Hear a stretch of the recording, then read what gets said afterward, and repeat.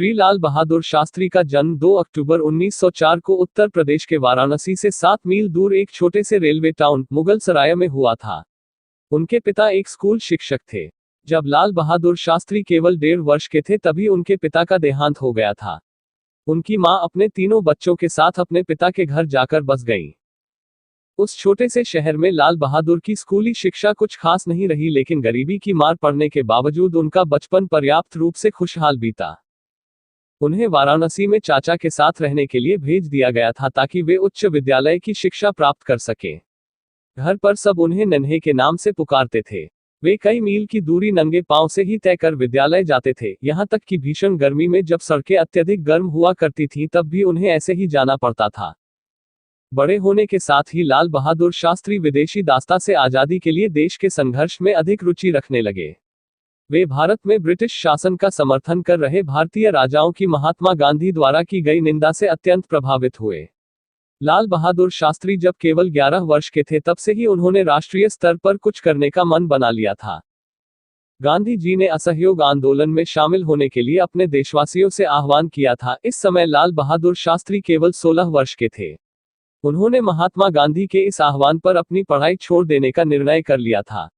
उनके इस निर्णय ने उनकी मां की उम्मीदें तोड़ दी।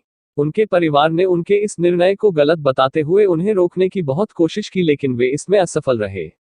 लाल बहादुर ने अपना मन बना लिया था। उनके सभी करीबी लोगों को यह पता था कि एक बार मन बना लेने के बाद वे अपना निर्णय कभी नहीं बदलेंगे, क्योंकि बाहर से विनम्र दिखने वाले लाल बहादुर अंदर से चट्टान की तरह दृढ़ है। लाल बहादुर शास्त्री ब्रिटिश शासन की अवज्ञा में स्थापित किए गए कई राष्ट्रीय संस्थानों में से एक वाराणसी के काशी विद्यापीठ में शामिल हुए। यहाँ वे महान विद्वानों एवं देश के राष्ट्रवादियों के प्रभाव में आए। विद्यापीठ द्वारा उन्हें प्रदत्त स्नातक की डिग्री का नाम शास्त्री था, लेकिन लोगों के दिमाग में यह उनके नाम के एक भाग के रूप में बस गया। 1927 में उनकी शादी हो गई। उनकी पत्नी ललिता देवी मिर्जापुर से थी, जो उनके अपने शहर के पास ही था। उनकी शादी सभी तरह से पारंपरिक थी। दहेज के नाम पर एक चरखा एवं हाथ से बुने हुए कुछ मीटर कपड़े थे।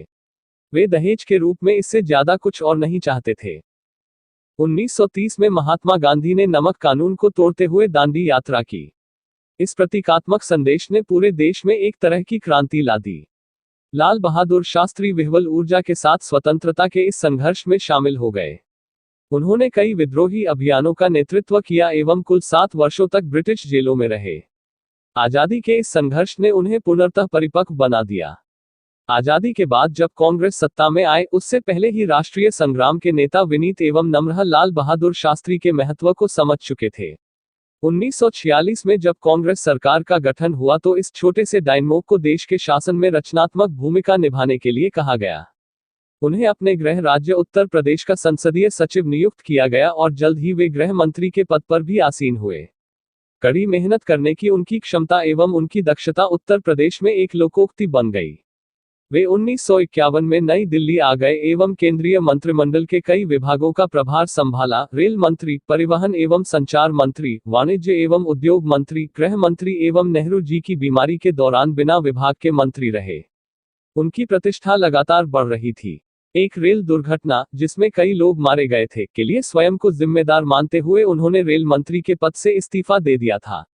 देश एवं संसद ने उनके इस अभूतपूर्व पहल को काफी सराहा।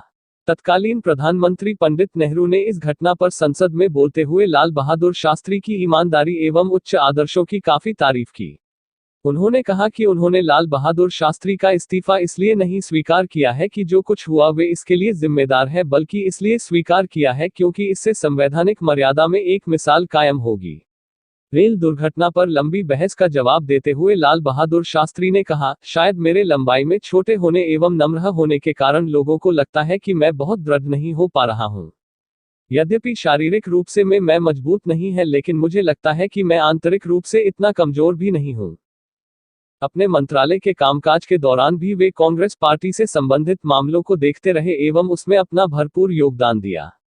1952, 1957 एवं 1962 के आम चुनावों में पार्टी की निर्णायक एवं जबरदस्त सफलता में उनकी सांगठनिक प्रतिभा एवं चीजों को नजदीक से परखने की उनकी अद्भुत क्षमता का बड़ा योगदान था। 30 से अधिक वर्षों तक अपनी समर्पित सेवा के दौरान लाल बहादुर शास्त्री अपनी उदात्त निष्ठा एवं क्षमता के लिए लोगों के बीच प्रसिद्ध हो गए। विनम्र, दृढ़, सहिष्णु एवं जबरदस्त आंतरिक शक्ति वाले शास्त्री जी लोगों के बीच ऐसे व्यक्ति बनकर उभरे जिन्होंने लोगों की भावनाओं को समझा। वे दूरदर्शी थे जो देश को प्रगति के मार्ग पर लेकर आए। लाल बहादुर शास्त्री महात्मा गांधी के राजनीतिक शिक्षाओं से अत्यंत प्रभावित थे। अपने गुरु महात्मा गांधी के ही लहजे में एक बार उन्होंने कहा था, मेहनत प्रार्थना करने के समान है। महात्मा गांधी के समान विचार रखने वाले लाल बहादुर शास्त्री भारतीय संस्कृति की श्रेष्ठ पहचान है।